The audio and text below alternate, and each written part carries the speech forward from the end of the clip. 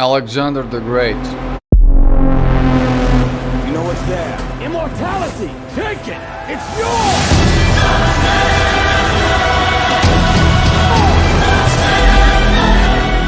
Julius Caesar.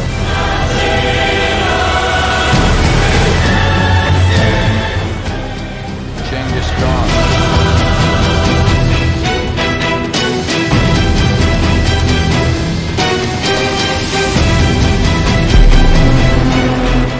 Attilla the Hun.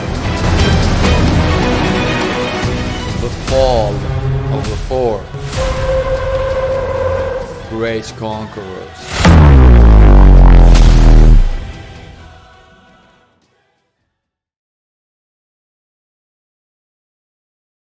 Julius Caesar, the iconic Roman leader and the eventual fall of his empire. Caesar was an exceptional military strategist. He won crucial battles in Gaul, expanded Roman territory, and gained the loyalty of his soldiers through victory. He cultivated immense popularity among the Roman populace, which translated into political power. His land reforms and policies aimed at helping the common people, and this gained him widespread support. Caesar was skilled at forming political alliances, including his famous partnership with Pompey and Crassus in the First Triumvirate, which helped consolidate his power. He initiated critical reforms such as the Julian calendar, which is the basis of our modern calendar today. Julius Caesar's impact on the Roman Republic was monumental, and he made some strategic moves that set the stage for his rise to power. He made a controversial move by declaring himself as a dictator perpetuum, which alarmed the Roman Senate and those who feared a return to monarchy. Caesar floated Roman Republican traditions which irked the conservative senators and patricians.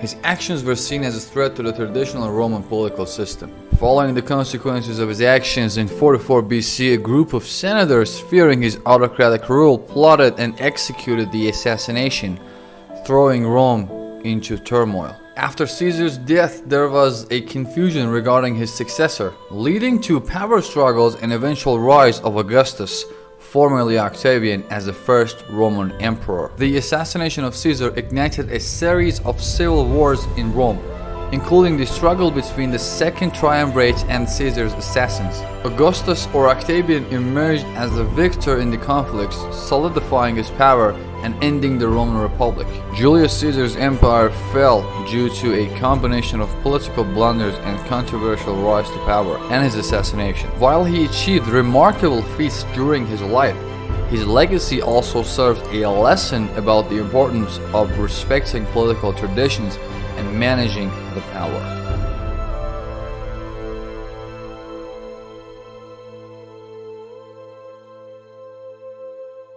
Imagine a man who wept because conquering 2 million square miles was not enough for him. Alexander the Great was an unparalleled military genius. His innovative tactics, such as the use of Macedonian phalanx and swift cavalry charges, secured his victories. He inspired unwavering loyalty among his soldiers through his personal bravery and a sense of shared destiny. His charisma was a driving force behind the conquests. Alexander promoted a policy of cultural syncretism, blending Greek culture with that of the conquered lands. This helped to create a sense of unity among his subjects. He founded numerous cities, including Alexandria in Egypt, as a center of culture and trade. These cities had a lasting impact on the regions. His empire stretched from Greece to India, an immense territory to govern. This overextension led to difficulties in administration and control. Despite his efforts at cultural syncretism, Alexander's insistence on Greek culture dominance sometimes led to resentment, rebellions among non-Greek subjects. Also, he left no clear heir or succession plan. His death was followed by power struggle among his generals. The Diadochi Wars plunged the empire into chaos. The empire fragmented into several successor states, with its generals vying for control. The Diadochi Wars, a series of conflicts, ensued. Also, powerful external threats, including Seleucid Empire, the Ptolemaic Kingdom, and the Maurya Empire, challenged the Hellenistic successor states.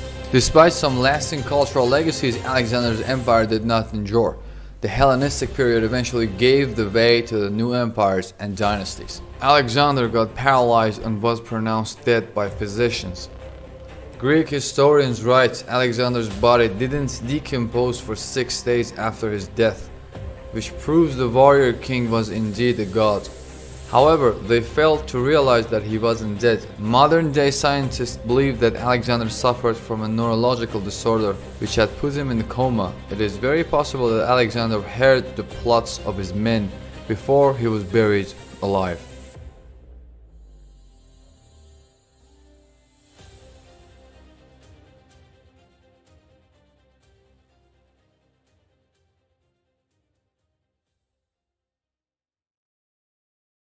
Genghis Khan's empire was one of the largest in history, and he achieved this through a series of brilliant moves. He revolutionized warfare with a strategy like feigned retreats, quick cavalry attacks, and psychological warfare. His armies were a formidable force. Genghis Khan valued talent over birthright. He promoted a meritocratic system where individuals were judged by their abilities, not their social status.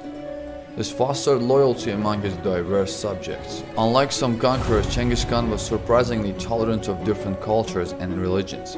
He even adopted some aspects of the cultures he conquered, which helped maintain his stability.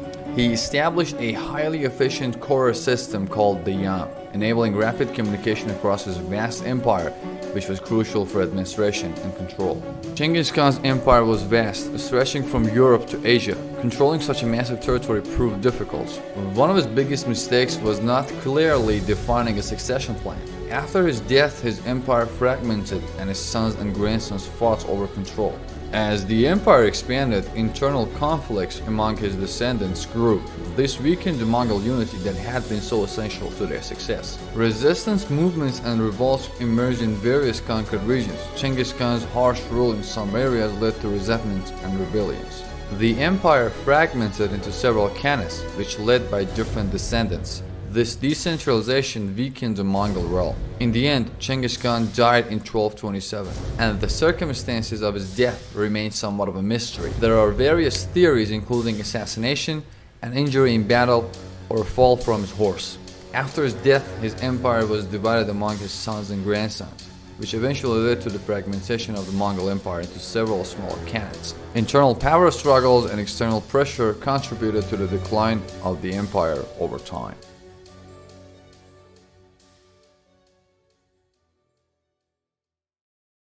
Attila, the Hun's empire, was a force to be reckoned.